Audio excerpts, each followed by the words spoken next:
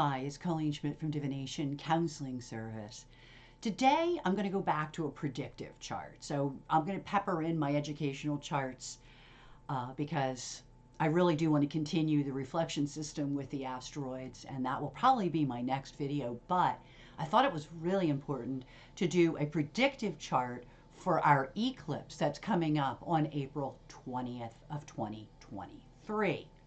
Now, this particular eclipse has some interesting pictures in it, and I did do it for Washington, D.C. I'm also going to make a comparison to the Sibley chart because, once again, I think there's a lot of information that will derive from putting those two charts together. Actually, I have some notes. It's quite mind-blowing what showed up when I did that by wheel. So I'm going to go through that with you, but I also want to point out that though I'm doing it for Washington, D.C., as always, I do want to point out where that chart will affect everyone no matter where you live in the world. And it would be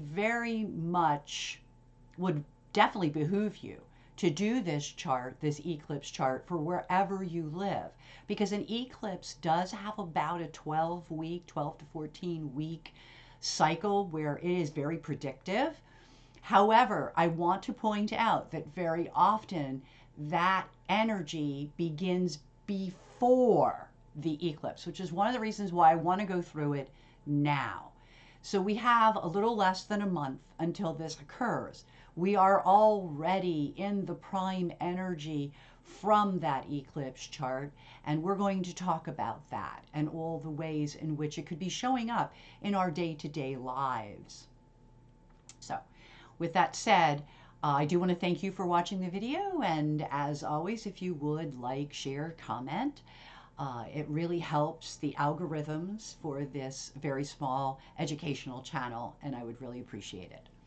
So I want to move on, and I want to show first the eclipse itself.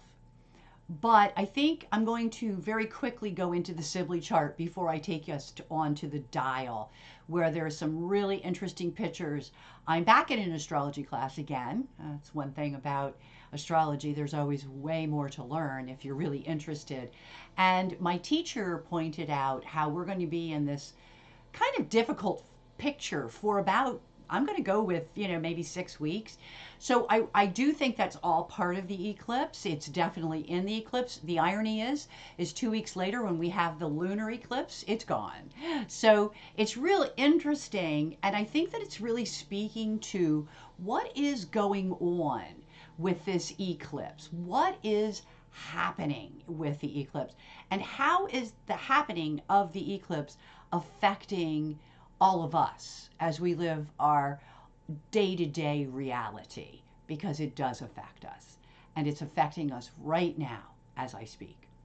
So with that said, let's go in and first take a peek at the actual solar return. Then let's look at the solar return in combination with the Sibley chart. So let's check it out.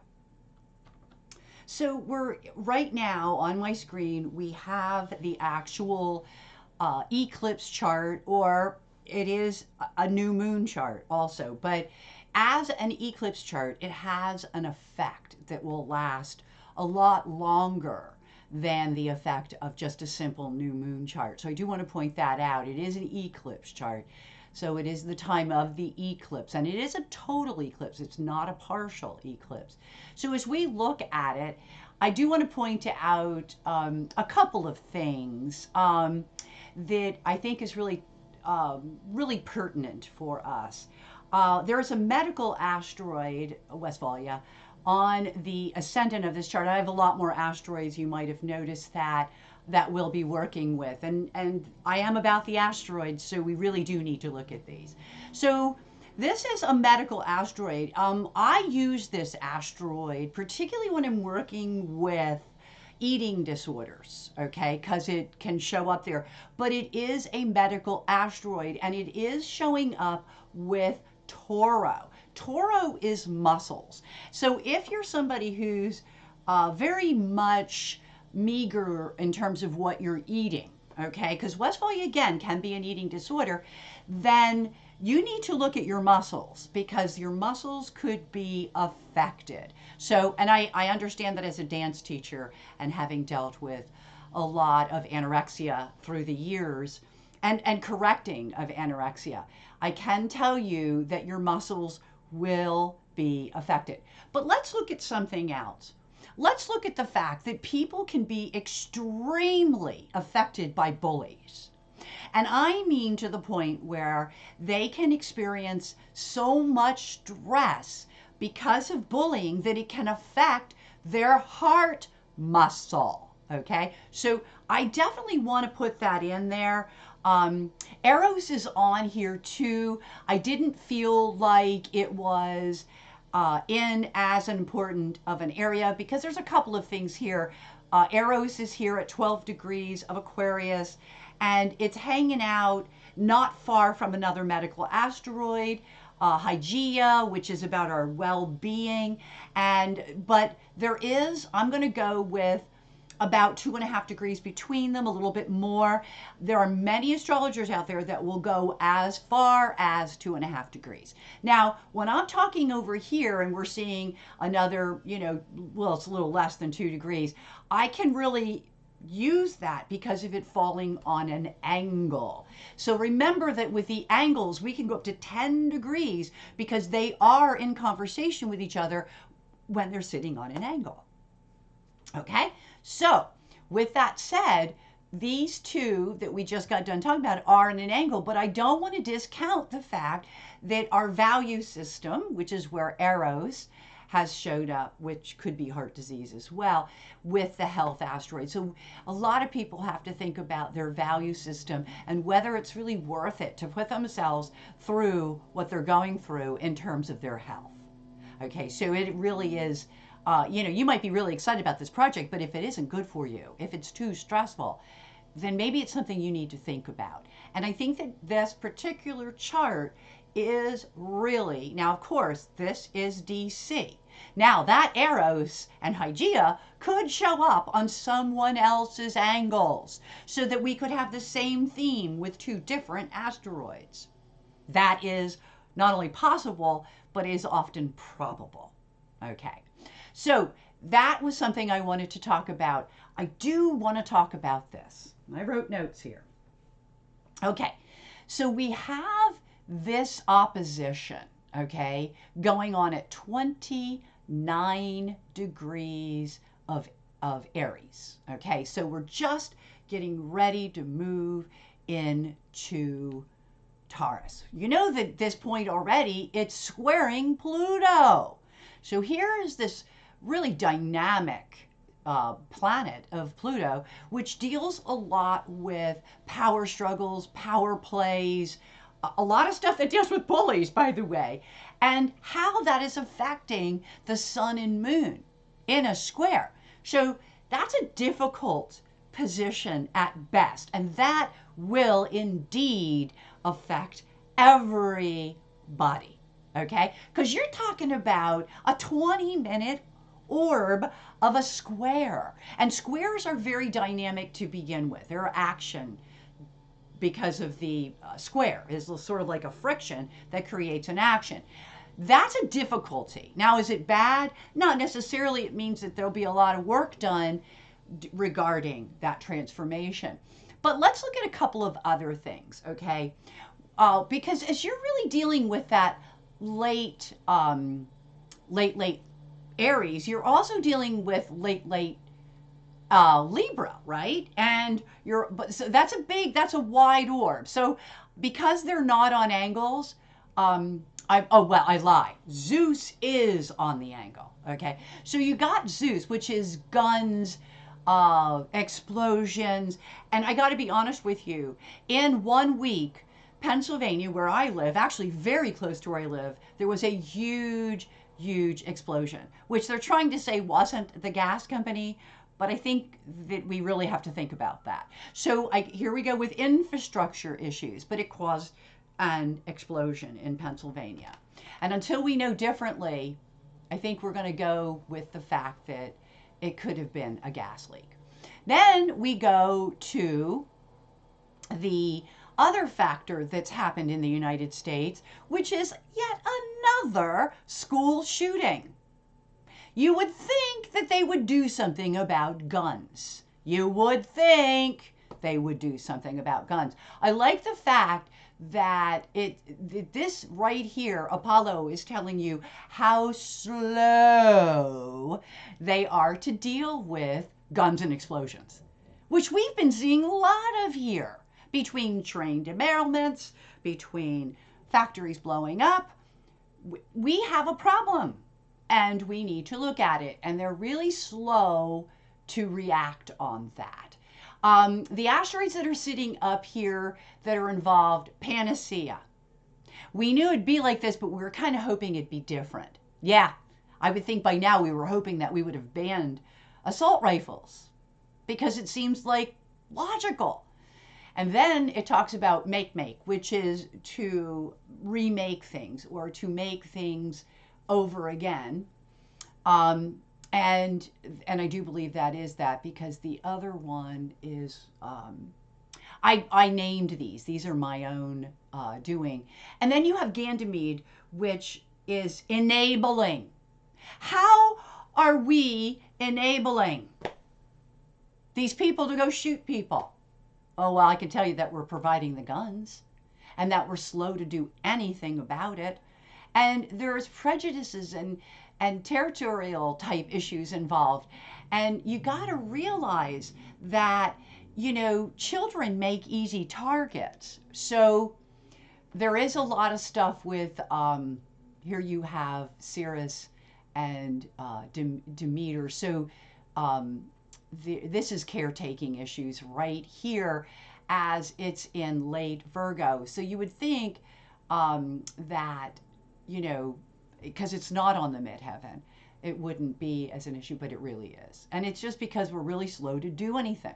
So we come down here and we can see that there's a lot, politics is playing into a lot of this, okay?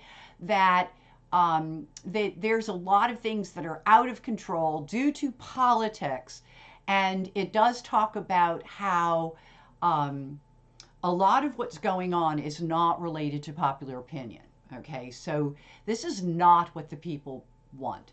However, I am heartened when I see that Chiron is there, and it is there with Jupiter, which is for healing, and it is an aspect of that I see. Is there a way that we can heal from this by getting rid of guns? And I think that we might be looking at something, and I'll get to that later. So you have over here that there's a lot of memories of chaos, and that there is.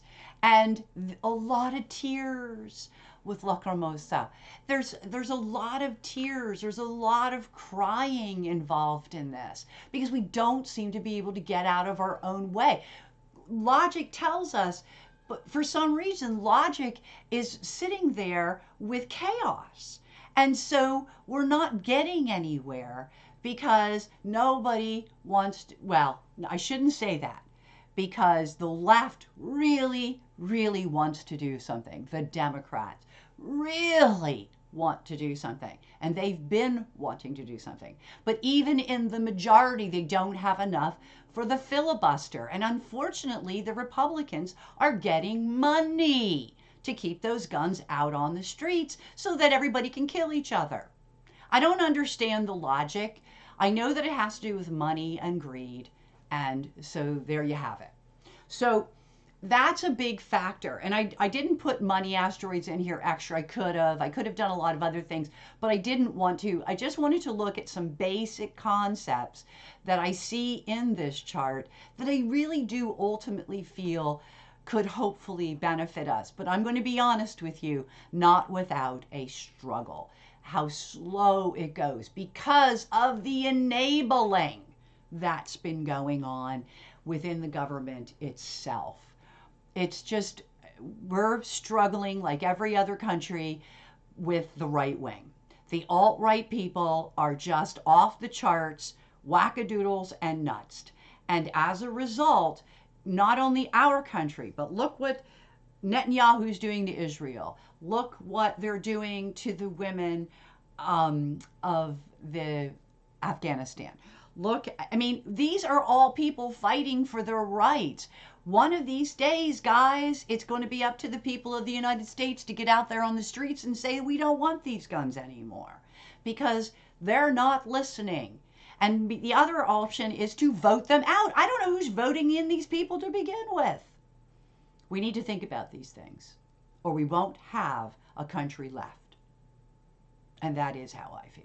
Because if you let the right wing take over, they just want us all to kill each other so that they're left with only their weirdos, which ultimately will end up killing each other anyway. I just can't believe how bad it is. So I don't want to, what I want to do with this chart, besides look at these angles and talk about, first of all, I do want to point out that we have an 8-degree Sagittarian rising in the Sibley chart. So when I do this next chart, where I have a lot of notes for it, we're going to actually use the Sibley chart as our inside chart, and we will put the eclipse chart around it because it's an event chart. So let's see what that looks like. Okay, it was kind of wonky, the program, so I'm kind of glad that I didn't keep you on while I did it. Wow. Okay, so let's really look at this, okay?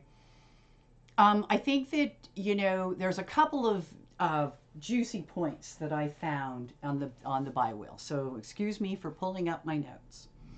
One of the things that I picked up was, that this transiting sun and moon, okay, so the transiting is on the outside, is actually opposite, okay, the natal, here it is, Hades, okay? So Hades is in the house of organizations and groups, and look at the opposition of Hades. Hades is also the past. It's also things that go bad, deterioration, disease. So there's a lot of stuff, but look at how it's opposite that, which means they're all sitting together on a dial. We'll get to that eventually, but I wanted to see it first in a wheel.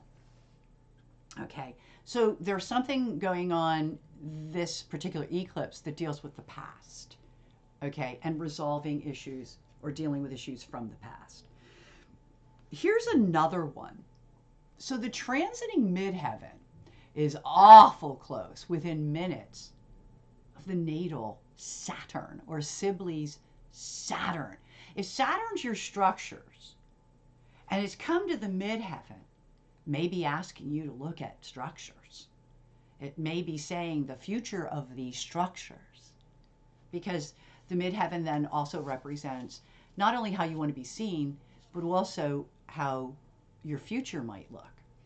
And let's talk about what Saturn means. Okay, I'm going to use something I heard on the internet through another astrologer that I listen to remotely. It's just, I like listening to other people, like getting their perspectives, and I do like this particular perspective on Saturn. I, as a person, have never had an issue with Saturn. I like Saturn. I'm very disciplined. I learned my discipline through my dance, and I'm a teacher. So having a strong Saturn has been a part of my life forever. So when I come to a Saturn return, I really don't have issues. Some people do. I've seen it. I don't. The reason why people have issues with Saturn is because Saturn is asking us to be accountable. It is asking us to take responsibility and to be accountable.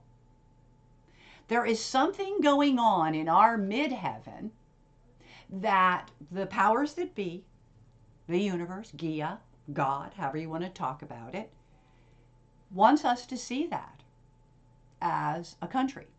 So the United States, Saturn is sitting right on the eclipse's midheaven. I think we need to look at our structures a lot. And isn't it funny that teaching is under Saturn, and one of the biggest issues we have is how do we keep our children safe? I am so grateful my daughter's grown up. If she wasn't, I don't think I would send her to school. I would homeschooler, even though I don't believe in that, because I may have gone to college, I may have studied movement science, but I am not a school teacher. A school teacher is a specialized career. I wish other people realized that. They go to school for that. And I always felt that they know better than I do because I did not go to school to teach education, academics. I do, as an astrologer, go back to school and constantly study academics, but my education is in movement science. I did not feel that I was qualified to teach my daughter, other than dance, which I did teach her. But this is about our structures, and I think education does fit in there quite nicely. Another one that I saw is that we're going to look at this natal Mars, because this natal Mars, let me make sure I got this right. Oh, I'm sorry. The transiting Mars, this is where we get all messed up, is actually, look at this, 13 degrees of Cancer. Check out the natal sun, 13 degrees of Cancer. That's a lot of angry. That's also a lot of action. But you know, whenever Mars is on your sun, that's anger. It's a lot of action, but a lot of action is the result of anger. So we got some issues. We got some real issues going on. And by the way, the school shooter left a manifesto. She was awful angry. So, you know, and I think what happened is horrible. I really do. But it was a trans woman who did it. And I can't help but think that she probably suffered greatly. She was also a student of this Christian school. And we know what the Christians are doing to the trans community. So I think we should look at that. I think we should look at that Mars sun. And we should look at the fact that when you come up with cockamamie ideas like restricting transgender care or not allowing people to be who they really are, then you're going to know there's going to be some retaliation. I can't believe there's not more. Then the other one that we talk about, and again, this is where I really start to pull in the whole children factor, but I also pull in the abortion thing because I think there's going to be a lot of stance on that. I do know that where they can, states like mine, where things like that are still very legal, they are really codifying them to make sure they cannot be touched at this point. So you have such things as the transiting. So let me see if I can find this. You have your transiting. This is this one. So the transiting is up here. Oh yeah, there it is. The transiting Ceres, which is the mother. Also caretaking, nurturing, parent-child issues. But look at this conjunction to, again, a little bit more than 2 degrees, but we're talking about a midheaven, so we can go 10. And so we got to look at it. And what do we see? And this is the United States midheaven, which always has Neptune here. Okay? And we wonder why, you know, our government, nobody trusts here. What can I say? We don't trust the government. We don't trust anything, really, because look what they're doing. And so there is that lack of trust, and that's right in that chart. What's interesting is this combination, which means there's a lot of deception to parents and deceiving. Makes me wonder about those school board fights and how much of that is staged. And how many of those people coming in are even parents.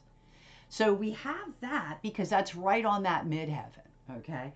But what's also interesting is that it opposes, look at this, Volcanus, which is directly across in the back. There's a lot of pressure on people who are different. It's really like, you know, if you're not like normal, like, well, I don't think there is a normal, so you got me there. But if you're not like a white Christian, which most of us aren't, okay, then there's like this pressure, okay? Now look at this.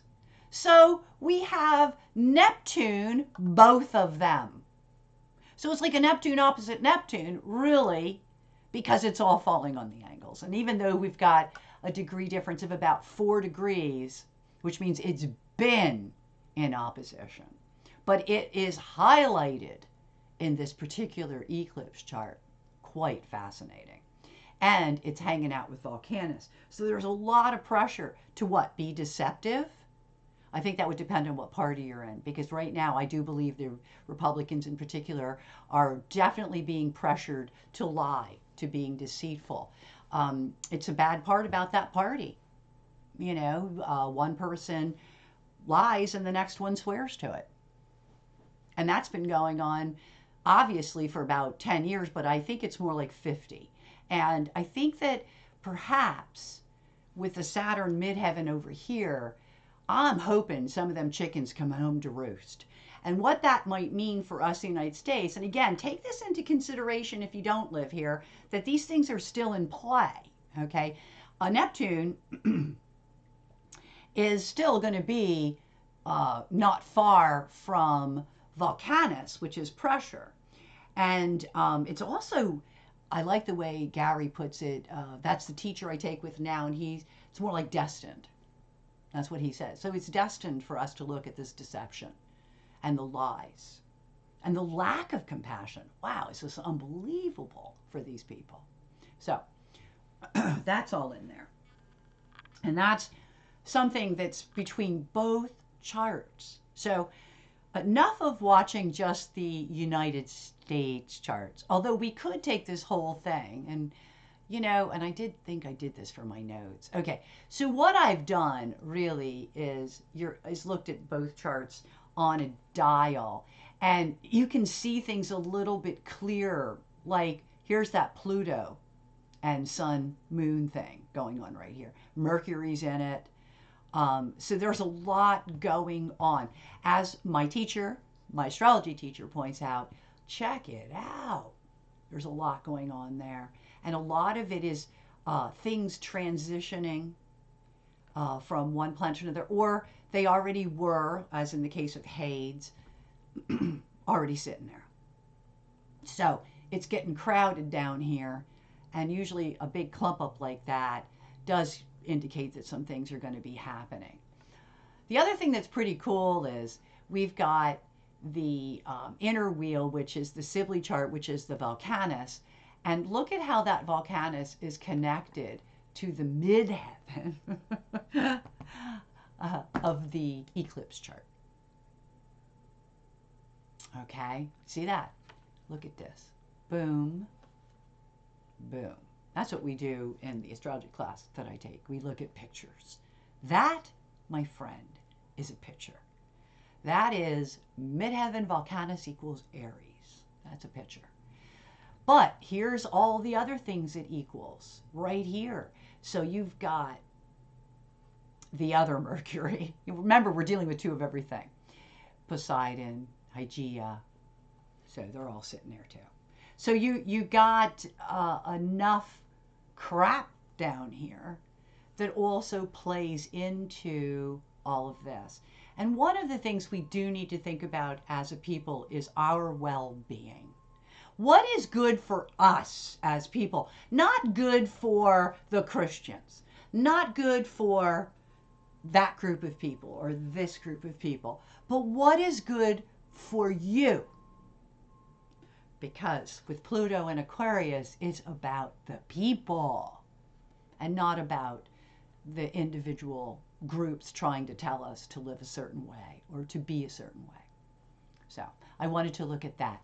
I believe the Aries point, okay, so this is a 90-degree dial, and I'm not working with 360 on here yet. I will.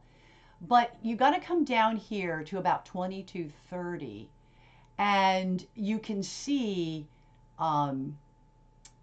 we have a Chronos there. So one of the things that we're going to be looking at not far from, I believe that's Sirius. No, that is That's us straight. That's the ascendant. So look how close it is to the ascendant. Okay. And that is in the Sibley chart normally.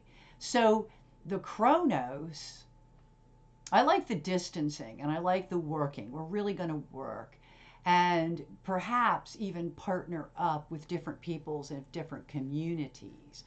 But when you see that Chronos there and you saw all that other stuff, there's a lot of pressure being put on a Chronos figure.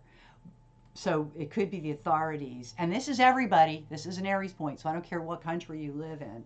I think we can see it clearest in Israel, where I think he had to back down. But you're going to see it in France, where they're working against Macron's new thing he wants to put into place. And let's be honest here, people. The United States, we're still waiting for the former guy to get indicted. So we got a lot going on with leaders, and leaders from the past, which would tie in that Hades. That plays in well too. So at this point, if we looked at the, let me find it. Okay, here we go. 2950 of Aries. So it's getting ready to go into Taurus. Let me see if I can get there. Tried to do it by the minute, and then we can get there. So yeah, we're going to go to that abs. There it is. Now, what's really interesting about this is, look, ascendant Mars. In the environment, there is anger. The node, and then there's connections also in the environment. But I like the fact that it did pick up the Venus moon. Okay, and this can also be the views of women by the people. It can be a lot of things, and the sun is there also. So I think that's something that's worth looking at as well. Look at how close it is, that sun and moon, to the United States volcanus again.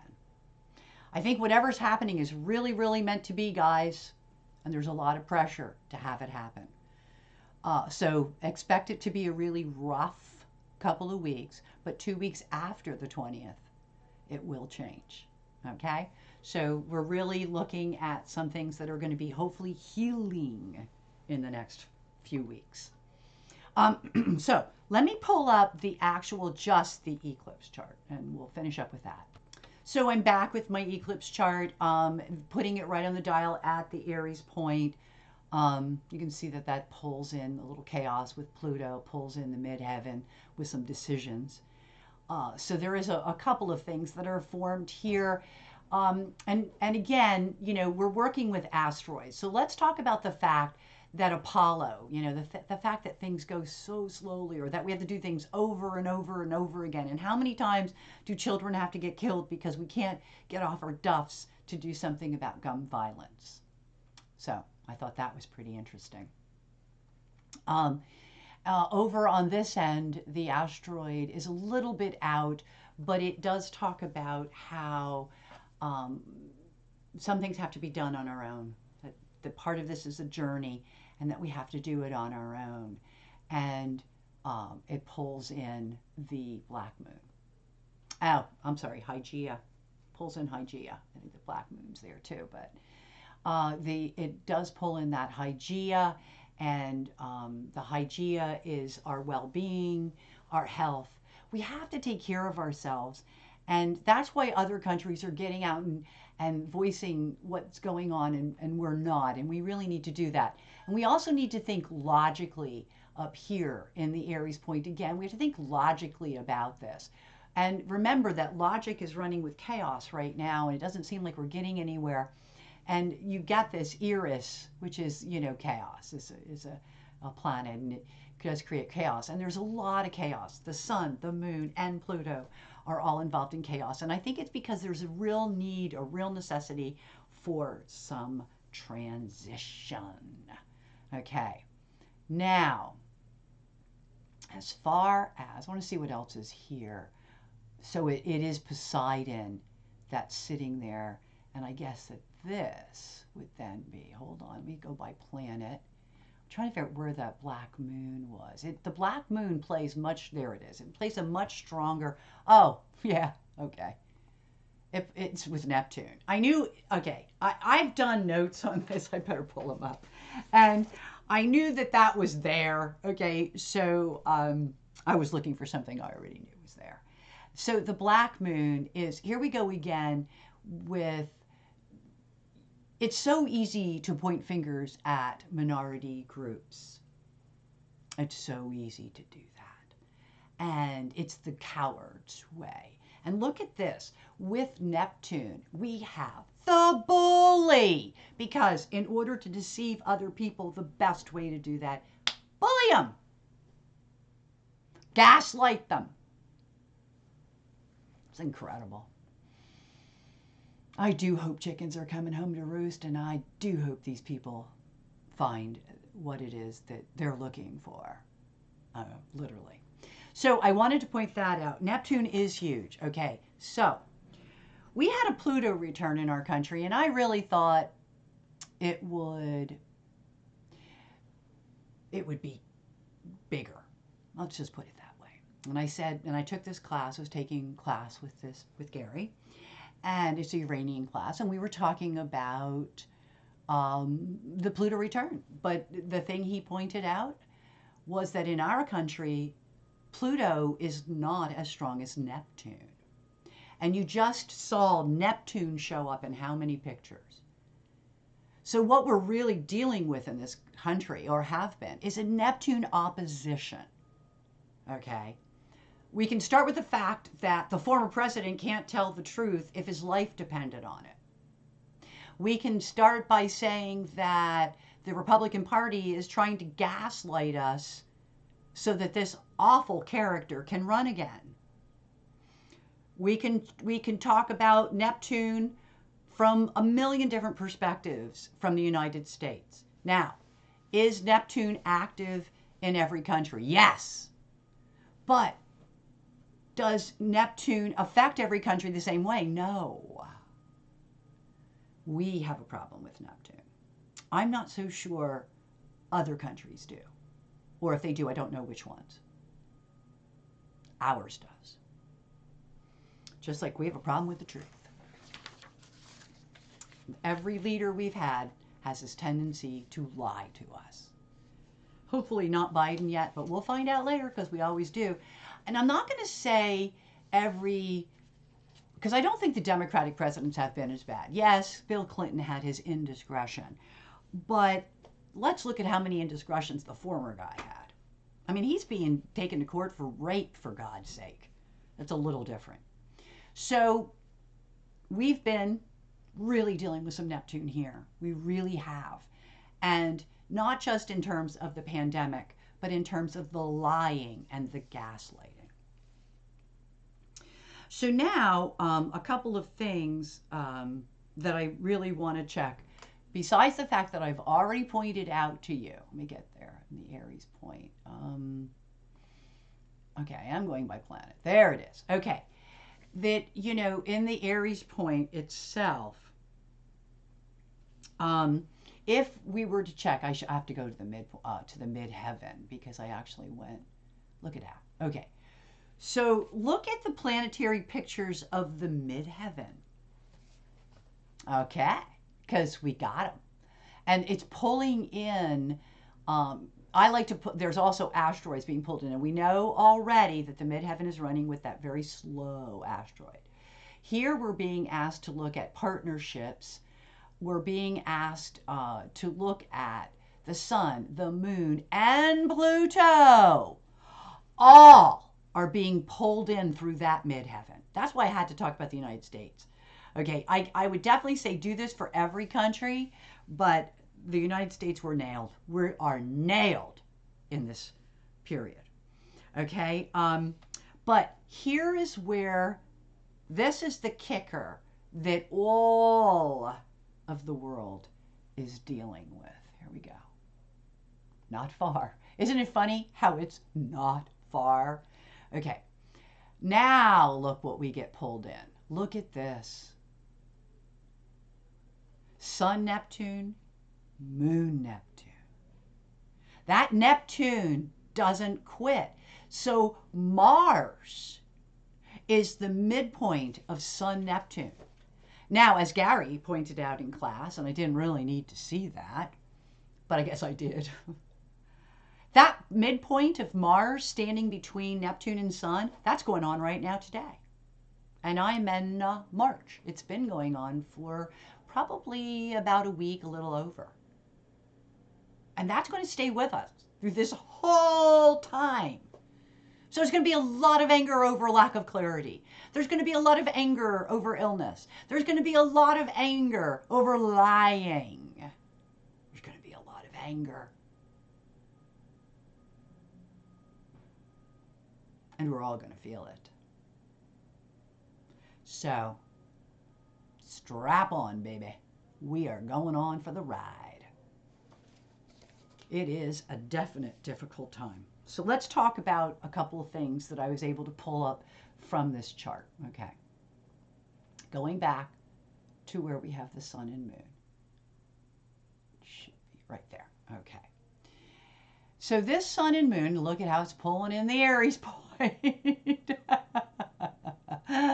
Chaos from the Aries point. Okay. Just amazing. The enabling that goes on in our connections, the explosive nature of what's going on in the environment. All of these things are themes. Partnerships within associations or relationships. The fact that the moon and the sun are in opposition to Pluto is, or square, because it's really a square for the sun. Because it's Taurus to Aquarius. For some reason, they have it as an opposition. It's really a square here and a square here. And for the sun, that is. So it's opposite the Earth, because the Earth would be in Scorpio. Now it'd still be a square. So I don't know why these are saying opposition, can't figure it out. But I can tell you that it's definitely a dynamic where our connections are transforming. Our lives are transforming. It's happening right now. As I sit here, it's happening. That during this time period, we're going to be making some decisions and some changes that will move forward on, that will change our lives. And it doesn't matter where you live. The same thing with that Mars as the midpoint of Neptune and Sun. It doesn't matter where you live. You're still going to experience that. That is something nobody is escaping from. I do like the Jupiter on the ascendant, but I got to be honest with you. Jupiter is not always the be-all, end-all. Sometimes Jupiter is a situation where it's something that's expanding and it's getting larger. In the case of a Neptune, it could be a deception that gets larger. In the case of a Mars, it could be anger that gets larger and becomes more dynamic. So we definitely want to be on the lookout for that. And I think that when you're talking about the sun axis, and we can go to, it would be 7 degrees, 20 minutes, because what you do is you take 22:30 off of here to find your other angle, and that would lead us to 7:20. So 7 right in here. Oh, geez. So look at how close. That's Hades. Nope, it's Cupido. Sorry. Good. Look how close that is to Cupido. But Cupido is only 7:05. We're going to go to 7:20. Oops. Do it by minute again, because we got to get it there. So we're doing a 7:50. I was going to say, because I didn't write Hades down, so no, it wasn't Hades. Okay, so here's the other angle. Look where it comes. A lot of money, Apple on Venus. I think they're going to throw money at some things in order to create endings. And we're excited about those endings and partnerships. See that? Endings. We're excited about Valentine, Atropos, to here we have partners And if you go out a little bit, that's psyche. So it could either be intuition, but it could also be emotional wounding. And maybe some of the things we need to look at right now is emotional wounding. Okay, no offense, but we just had a shooter who was a transgender.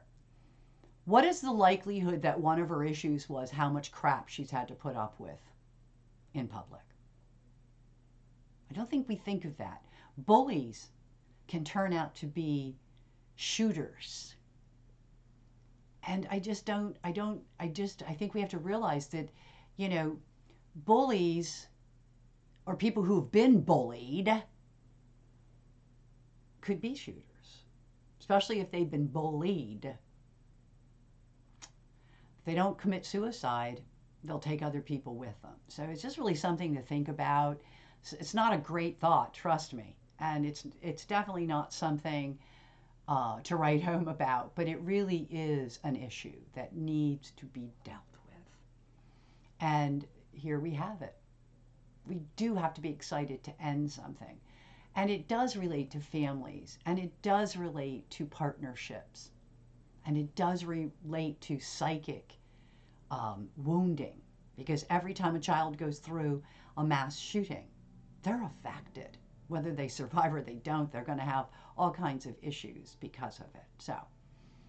So I laid heavily on the United States chart because it was so active with this particular eclipse. But I think that my recommendation to everyone out there is to do this for yourself. Really look at this eclipse. With that midpoint of Sun Neptune equaling Mars, I think everybody out there should take a peek at this chart. And even if you live in California and you are affected by what's going on in DC, what's happening in your local area might also be very eye-opening for you. And the same can be said for anywhere else in the world, Australia, England, Europe, Asia, anywhere at all. I'd be checking this out because we're in the time of the people, and we, the people of the world, will need to be heard. So with that said, thank you for watching this video. And as always, I want to leave you with only happy readings. Talk to you soon.